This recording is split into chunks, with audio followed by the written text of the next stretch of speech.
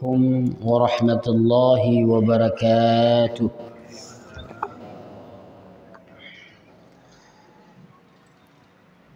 Alhamdulillahi rabbil alamin. Wassalatu wassalamu ala asyrafil anbiya'i wal mursalin. Habibuna Muhammad sallallahu alaihi wasallam wa ala alihi wa sahbihi ajma'in. Amma ba'd. Bapak Ibu yang dirahmati Allah Subhanahu wa taala, mari kita bersyukur kepada Allah atas limpahan rahmat dan nikmatnya pada kita pada subuh yang berbahagia ini. Kita dapat menghadiri sekaligus mendengar tausiah agama Allah Subhanahu wa taala lewat mimbar atau majlis ilmu pada kesempatan yang mulia ini. Maka ada sebuah perkumpulan yang di dalamnya ada malaikat dan di dalamnya didoakan oleh malaikat, yaitu majlis-majlis ilmu. Jemaah yang dirahmati Allah Subhanahu wa taala, kita tahu bahwasanya rahmat dan nikmat Allah ini terlalu melekat bersama kita. Mau kita sadar maupun tidak kita sadar, maka Allah selalu mengulang dalam surah Ar-Rahman, "Fabi ayyi ala'i rabbikuma tukadziban." Nikmat apa lagi yang ingin kamu dustakan dari Tuhanmu? Maka kalau kita lihat hari ini oksigen yang kita butuhkan sehari-hari, kapan kita tahu makna dan manfaat oksigen bagi tubuh kita? Waktu kita sakit, kemudian nafas kita tersendak-sendak, disitulah kita faham bahwasanya oksigen itu mahal. Bahkan orang dipasang infus dengan bahkan dengan durasi yang lama, dia kepingin oksigen, dalam berapa dia harus bayar? Oksigen itu hampir 500.000 per hari. Nah, tapi kita bayangkan kita setiap hari kita menghirup oksigen yang Allah beri tanpa harus membayar 1 sen pun. Ini merupakan rahmat Allah Subhanahu wa taala. Lalu Allah memberi sesuatu pada kita manusia, yaitu yang tidak diberi kepada hewan. Maka Allah berfirman, laqad khalaqnal insana fi ahsani taqwim. Sungguhnya kami telah menciptakan manusia itu dalam sesempurna bentuk. Maka para mufassir mentafsirkan ayat ini adalah manusia dibedakan oleh Allah, Allah berikan akal. Kemudian lebih luas lagi, yaitu keutamaan manusia bahkan daripada malaikat, yaitu adalah ilmu. Maka hari ini kita hadir dalam majlis ilmu karena keutamaan Allah pilih kita dan orang-orang yang lain, yaitu keutamaan ingin memperoleh ilmu. Salawat dan salam kepada junjungan kita Nabi Muhammad sallallahu alaihi wasallam wa ala alihi wa sahbihi ajma'in. Kita hari ini belajar tentang bagaimana cara belajar. Ta'lim muta'allim. Bagaimana pelajaran mengajar, ta'lim, pengajaran, muta'allim. Bagi pengajar, bagi ingin menerima pelajaran. Bagaimana hubungannya itu? Maka babnya kalau ta'lim wa muta'allim ini kitabnya induknya Imam Zarnuji. Jadi ada 13 fasal yang dibahas di dalam kitab ini. Yang pertama adalah fi mahiyatul ilmi wal fiqhi wa fadlihi, tentang hakikat ilmu, fikih dan keutamaannya. Kita lihat qala Rasulullah sallallahu alaihi wasallam, talabul ilmi faridatun ala kulli muslimin wa muslimatin. Menuntut ilmu wajib bagi orang muslim laki-laki maupun perempuan. Kan di sini tidak ada batasan. Jadi naurun pegang umpamanya ke orang menuntut ilmunya bahawa agama mentok rino apa ya haduk rumah mentok. Tak ada. Jelas hadis Nabi sallallahu alaihi wasallam menyebutkan nuntut ilmu itu wajib bagi orang mukmin laki-laki atau muslim laki-laki dan muslim perempuan. Dua-duanya wajib. Nah, kemudian i'lam bi annahu la yaftaradu ala kulli muslimin wa muslimatin talabu kulli ilmin bal yuftaradu alaihi talabul ilmi al-hal kama yuqalu afdalul ilmi ilmul hal wa afdalul amal hifdzul hal. Ketahuilah tidak semua ilmu yang menjadi wajib fardu ain bagi orang, tidak semua ilmu. Karena Allah tahu batasan kepala kita itu tahu. Jadi hari ini umpamanya orang membuat spesifik ilmu, tapi agama sudah menjelaskan itu.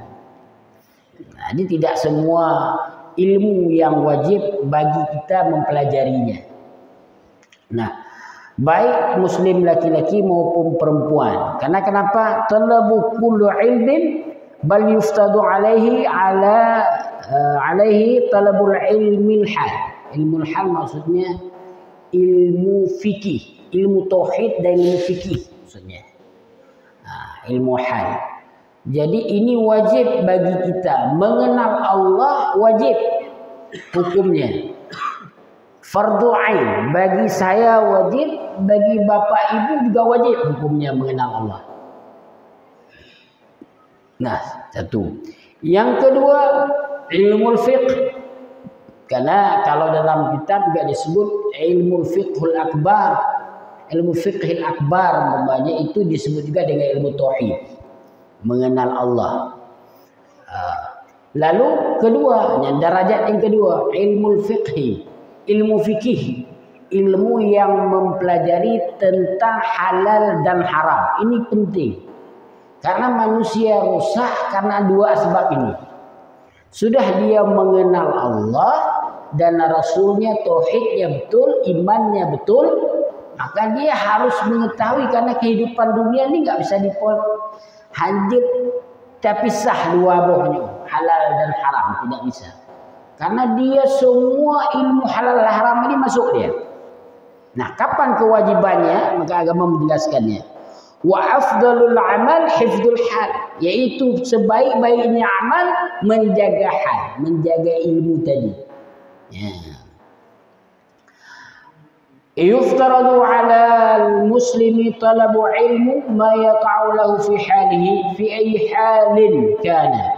فإنه لابد له من الصلاة فيفترض عليه علم ما يقع له في صلاته بقدر ما يؤدي به فرض الصلاة.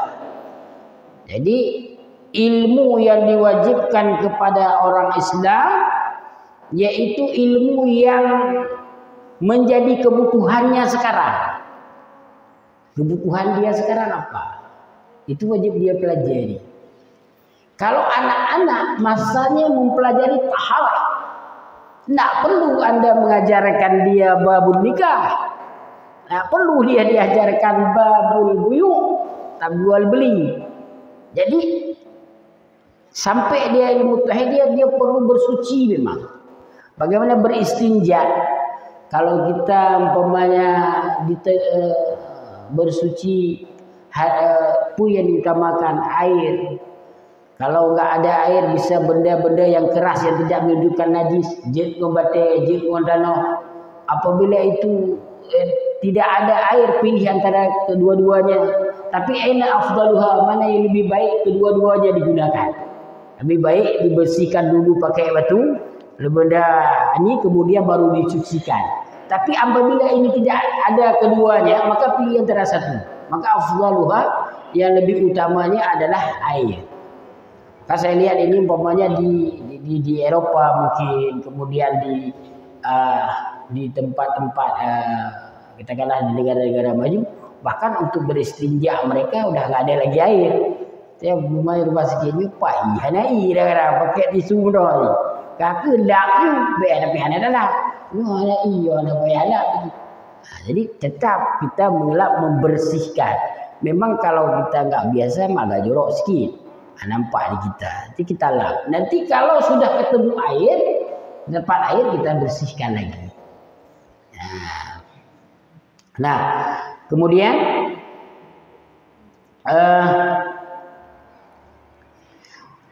fa innahu labudda min as-shalah yuftaradu alaihi ilmu ma yaqa'u lahu fi salatihi. Umpamanya kalau hatruk balik dia sudah kewajiban salat, maka wajiblah mempelajari bagi orang ini, wajiblah mempelajari tentang salat. Bagaimana syarat-syarat salat, apa rukun salat, bagaimana baca waktu ruku, bagaimana i'tidal. Ini pada masanya pada waktu dia mau melaksanakan salat. Artinya kamu balik dia kewajiban. Ini kewajibannya. Ustaz lu promo ju pemaji balik kira-kira 3 bulan bulan promo ju. Je enggak apa-apa. Tamrinan untuk latihan bagi anak-anak. Boleh. Dibolehkan. Tapi tidak menjadi keharusan, kewajiban. Karena hukum agama itu wajib itu dikala sudah pada batasnya. Jadi urung kaji kamu mayyiz dah, kamu bisa membedakan baik dan buruk, kemudian aqil, ke akhir balik, maka jatuhlah hukum pada diri dia. Jadi mula juga terjadi umpamanya ya khawatir dia mau kewajiban wajib salat, ya dia maka wajib bagi dia mempelajari ilmu tentang salat. Itu saja yang berkenaan dengan sembahyang. Jadi tengok kadang-kadang urung cik hanya tak purno masalahnya setelah salat. Jadi kita sudah serahkan Mbak Dengku 100% Mbak Dengku, tapi kini dia kabutul ya sembahyang. Padahal ini penting sekali. Bahkan orang tua kalau ada tidak memahami antara salat gerakannya. Yang pertama salat itu tidak hanya ubudiyah qauliyahnya, perkataannya umpamanya baca Al-Fatihahnya, tidak itu saja. Tapi dia rukunya macam mana, i'tidalnya macam mana, ada tumakninahnya atau tidak. Itu harus dipelajari dan diajarkan ke anak. Sehingga baik-baik ini ibrah kemudian cara duduknya bagaimana. Kemudian sampai tahiyat awalnya yang mana? Sampai tahiyat akhirnya yang mana? Apa yang dibaca tahiyat awal, apa yang dibaca tahiyat akhir. Itu kewajiban siapa? Ayah dan bundanya. Ambil dia, ajarkan dia di rumah. Saya kadang-kadang lihat ada ibu-ibu, bapak kalau enggak les bahasa Arab atau les bahasa Inggris, enggak les matematiknya ke hari hukumnya. Enggak perlu balik kita perlu les hansip dengan kursus yang dibuka alam di rumah privat, panggil guru di rumah. Nah, tapi dikala salat ini tidak betul, anak orang yang habis pengen salat. Tapi saya lihat di Malaysia umpamanya. Saya di Malaysia, saya tanya sama kawan-kawan yang ada di Malaysia, saya UM itu, mereka bahkan bergeser orang-orang kota ini. Memanggil orang ke rumah apa, suruh latih anaknya, suruh lihat anaknya salat. Kemudian gajinya bagaimana. Ini adalah yang orang itu yang kita bangga-banggakan. Tapi si kalau untuk mayang ini cil perhatikanlah. Belum lagi ambil wudunya macam mana, bagaimana cara. Kalau ini rata-rata orang itu mengikuti taklid. Ini adalah kata Nabi, paling parah umat Nabi itu taklidul a'ma, ikut-ikutannya. Ikut-ikutan, tapi nggak tahu ilmu. Ikut-ikut. Jadi bahaya kalau ikut-ikutan. Kalau ikut itu betul, ya. Kalau ikut itu salah, macam mana? Maka kalau ikut-ikutan tidak ada ilmu, jadinya fanatik, jadinya orang fanatik. Ini aku juga ada. Tapi kalau memang dia faham, dia baca, apalagi dia tahu, maka dia tidak jadi fanatik. Orangnya tidak akan jadi fanatik, tapi memang dia mempelajarinya, dapat ilmu. Nah, kemudian ويجب عليه علم ما يقع بقدر ما يؤدي به واجب لأن ما يتوسل به لإقامة الفرض يكون فرضا وما يتوسل به إلى إقامة الواجب يكون واجبا كذلك في الصوم والزكاة إن كان له مال والحج إن وجب عليه وكذلك في البيوع إن كان يتجر. Jadi ini sama juga kewajiban kepada dia mempelajari ilmu sesuai yang sudah dia kawatiri. Umpama katakanlah kalau dia sudah kewajiban dia solat, dia wajib mempelajari tentang solat. Dan lebih penting lagi kalau dia sudah umpama dia harus tahu orang kaya sudah sampai hartanya nisab atau ngomong, udah tahu dia harus tahu tentang zakat. Kalau enggak dia enggak keluarkan zakat.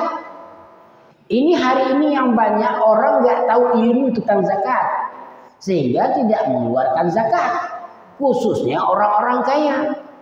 Maka yang terjadinya apa? Inilah orang yang hanya itu puji kewajiban dia harus belajar dia tentang ini sehingga dia tahu sampai haul, sampai nisabnya tahu, sehingga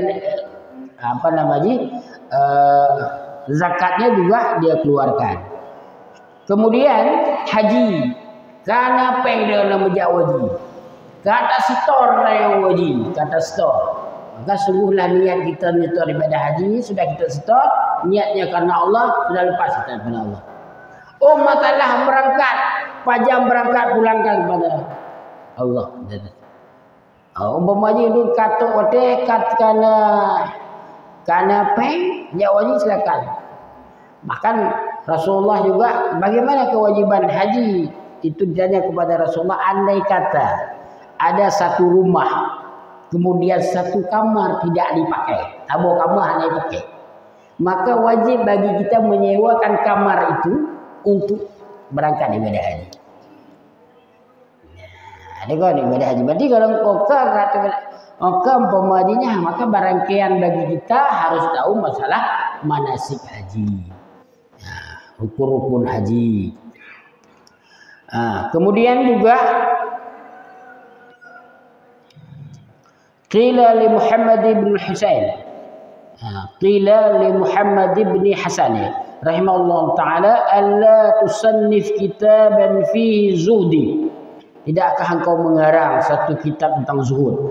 Qala qad sannaftu kitaban fil buyu, yakni zahidu man yahtarisu ani syubhat wal makruhat wa fi tijarat wa kadzalika yajibu fi sairi muamalat wal hirf.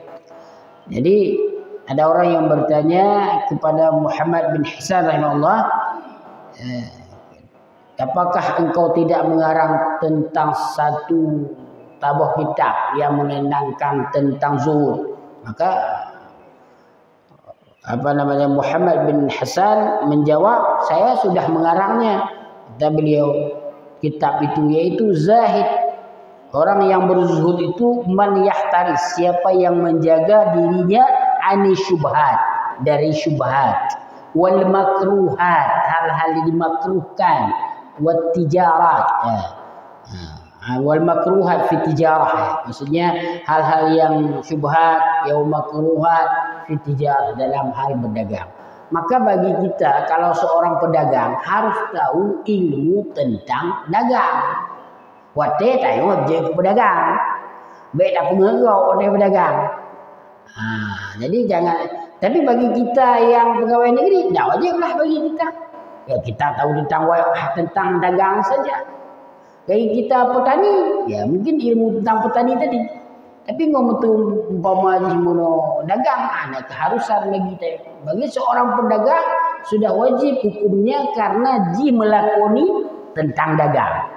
Maka kenapa dia nanti tahu umpamanya bagaimana jual beli yang menipu, bagaimana jual beli ini. Hari ini saya melihat akad yang betul itu dalam Islam.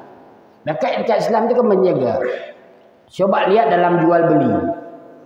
Saya lihat ini di Malaysia, karena saya pergi ke Malaysia, kemudian di Saudi juga demikian.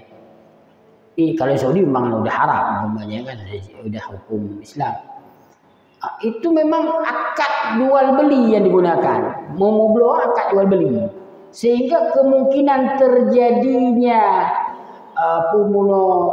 kizib, dusta itu tercegah.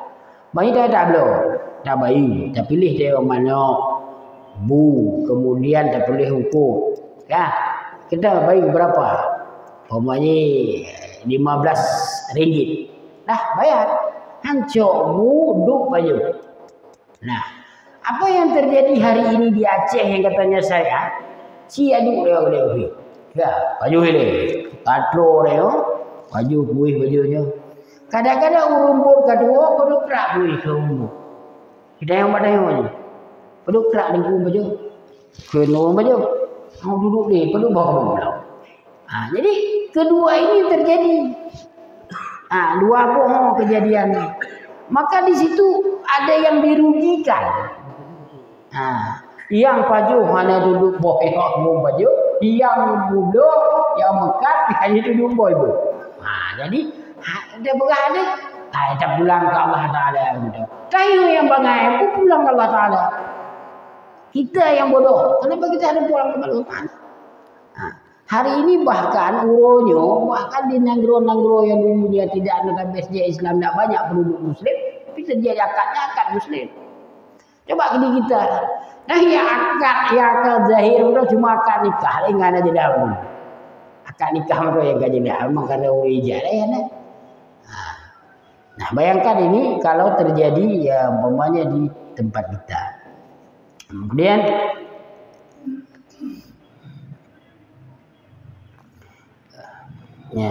Kemudian wakadzalika yuftaradu alaihi ilmu al-ahwal al-qalb. Ini penting juga. Ada ilmu yang wajib juga bagi kita untuk dan keadaan hati. Hati kita mana tenang. Ini perlu ilmu le. Kemudian tapi hatinya gundah. Ada itu. Akan tertahu kepada kita. Itu bagaimana ilmu tentang tawakal. Kemudian wal inabah, bagaimana kembali kepada Allah, wa khasyah, yaitu rasa takut, war ridha, keridaan. Fa innahu waqi' fi jamil ahwal, karena itu terjadi dalam keadaan kita hari ini. Jadi ridha ini beda. Makanya niat ini betul lah kata tidur gejak amal. Gejak kalau urun jauh, kalau sedekah bismillah ya Allah, urunnya dulu sedekah kedua. Rezeki hamba Allah, coklah itu barakah. Itulah namanya sedekah. Tapi kalau hari ini umpamanya ada caleg datang ke rumah bawa sesuatu, hanya ni cok orang sedekah halun digo. Apakah itu sedekah? Tidak ada sedekah. Ngomong sedekah awalnya ninja oleh gua calon roh. Ini menjak calon roh kok ya buat sedekah. Karena ini ada harapan. Ada rabhah, istilahnya dalam agama ada mencari perolehan, ingin peroleh laba ni, laba investasi ni, dia peroleh labanya dagang nanti, bisnis. Maka dia tidak setuju. Orang datang pemanya ke rumah, kemudian dia bawa baju banyak sedekah lumpui kene. Oh nyangka sedekah roh ke makroh dia sedekah ni, ya sedekah ni. Makroh dia juga. Kalau makroh umum baju ke lagi kemudian dia pada nyon ke sedekah lagi. Maka halal puji, pegah kadang-kadang. Itulah karena ini terjadi. Maka ini perlu ilmu ini, ridha. Kemudian selanjutnya wa syaraful ilm. Syaraful ilmi la yakhfa ala ahadin idh huwa mukhtas bil lisaniyya li'anna jami' al-khisal siwa al-ilm. يشترك فيها الإنسان وسائر الحيوانات كالشجاعة والجرأة والقوة والجود والشفقة وغير سوى علم. Jadi kalau masalah kuat tegar, ini binatang tegar. Kemudian sayang itu binatang. Kalau kita kasih umpamanya sesuatu ate yang harum dia harum dah ya. Tapi wate tak pelara ni tanyo tapi abu depan wate tapi makanan depan wate ate ni ya pada goh dah dah tapi ya pada uronyo mau timur tengah rimung kau binatang buas Tapi waktu kita pernah dari ubit cok tapi itu lebihnya rimungan jinah. Jadi ngomong pegah lidah yang kaki sayang binatang lebih long. Pulang gajah. Kemudian kalau bicara kita umpamanya tiga ada kekuatan ni. Gajah lebih tegar daripada manusia. Maka begahlah kita umpamanya kenapa manusia ini lebih utama? Karena tidak ada pada binatang yaitu ilmu. Karena ada ilmu lah, makanya derajat kita ditinggikan oleh Allah. Kebenaran firman Allah, yarfa'illahu alladhina amanu minkum walladzina utul ilma darajat. Akan kami angkat orang-orang yang beriman. Lembaga orang beriman ini Allah angkat derajatnya. Dan orang-orang yang menuntut ilmu, berapa derajat Allah angkat derajat. Orang kejadian itu semua yang jauh semua yang kejadian ini damang media adalah ada. Orang pura-pura saja, pura-pura mentok ibadah. Orangnya kemuliaan. Nah, dah jid enggak berapa faham tentang agama. Tetapi dia berpakaian tentang pakaian agama, pakai topi, gam yang ulang.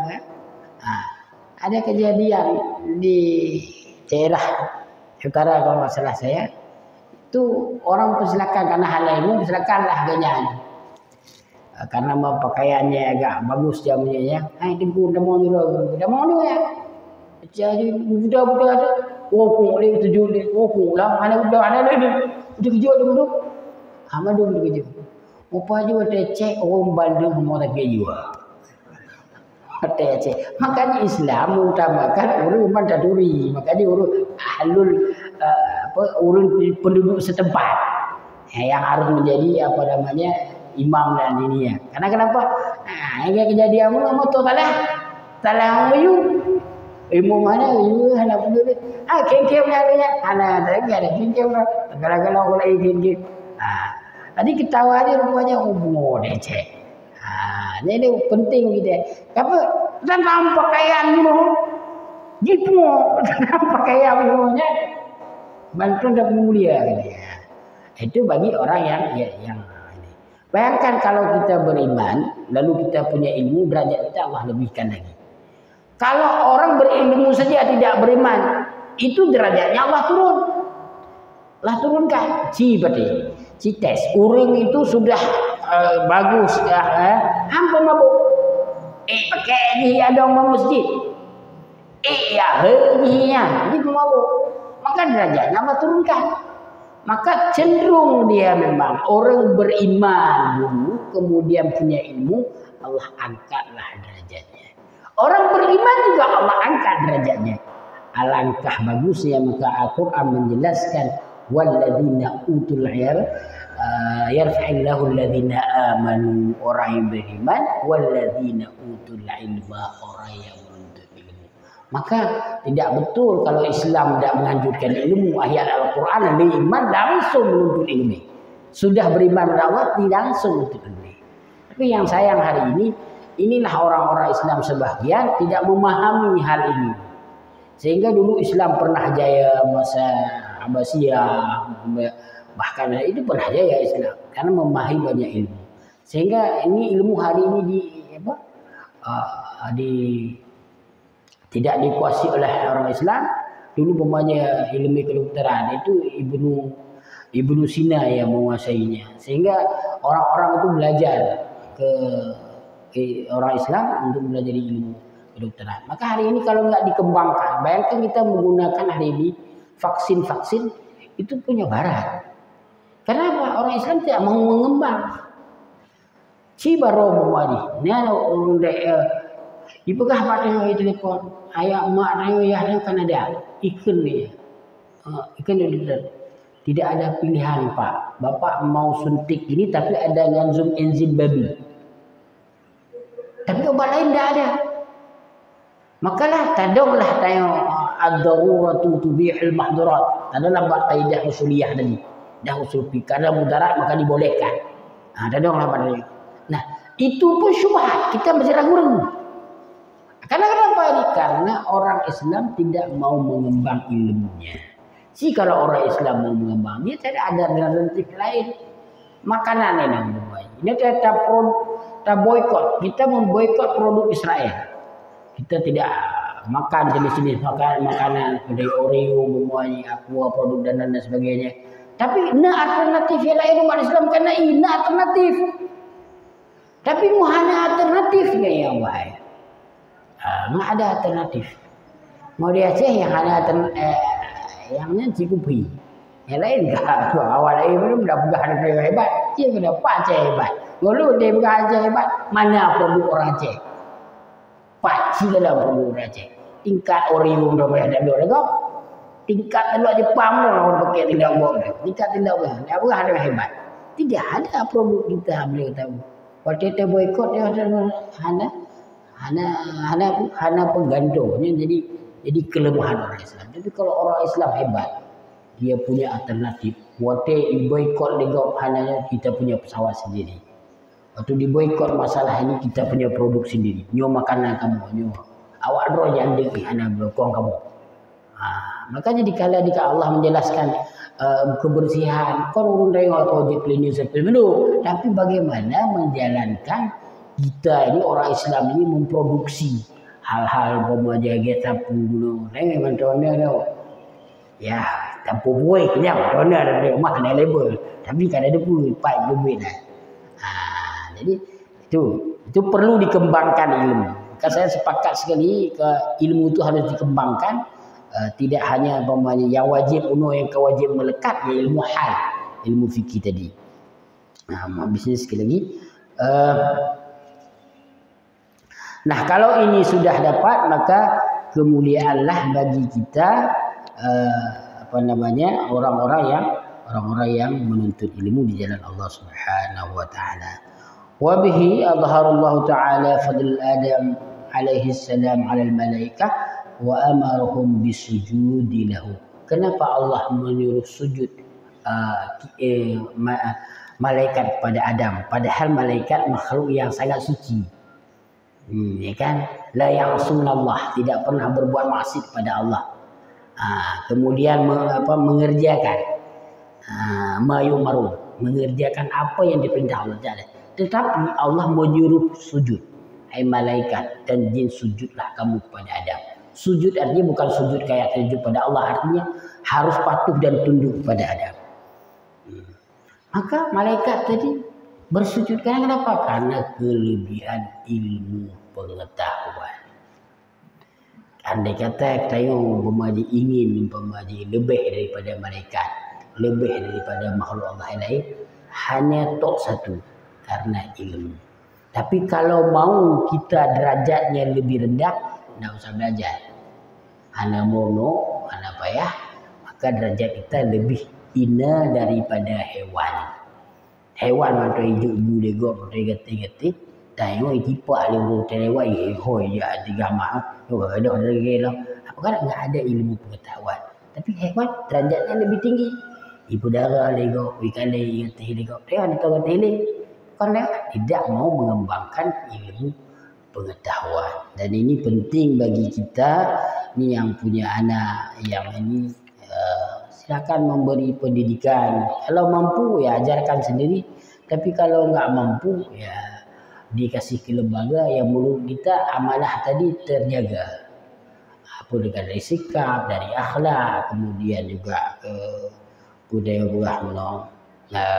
Tayo hanya mampu mengajar ilmu tentang fikih, tentang taharah, maka memberi kepada pendidikan yang kita percaya yang kita ini. Karena nanti kalau ada hari kiamat itu yang pertanyaannya bukan kewajiban kepada guru, tapi kewajibannya kepada ayah dan bundanya. Karena ayah bundanya keterbatasan waktu dan sebagainya, maka diinikan kepada orang lain.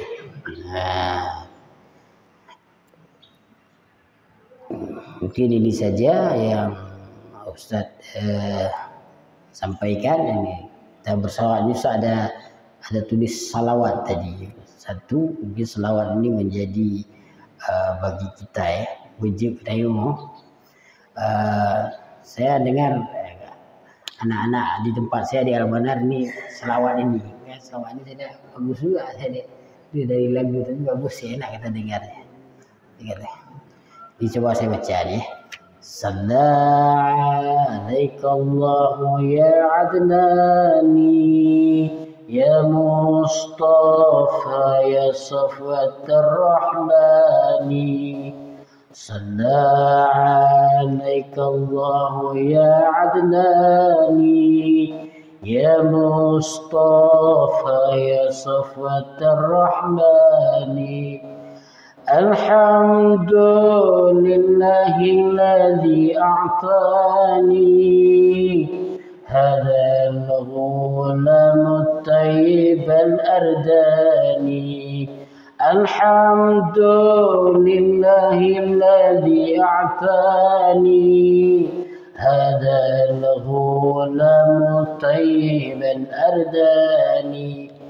صلى عليك الله يا عدناني يا مصطفى يا صفوة الرحمن. Baik ikut juga Bapak. صلى عليك الله يا عدناني يا مصطفى يا صفوة الرحمن. Saya صلى عليك الله يا عدناني يا مصطفى يا صفوة الرحمن. الحمد لله الذي أعطاني هذا الغلام الطيب الأرداني. الحمد لله الذي أعطاني هذا الغلام الطيب الأرداني. صلى عليك الله يا عدناني يا مصطفى يا صفوة الرحمن. صلى عليك الله يا عدناني يا مصطفى يا صفوة الرحمن. الحمد لله الذي أعطاني هذا الغلام الطيب الأرداني. الحمد لله الذي أعطاني هذا الغلام الطيب الأرداني. Insyaallah bulan depan kalau ada kesempatan kita lanjutkan. Syukran jazilan ala ihtimamikum. Assalamualaikum warahmatullahi wabarakatuh.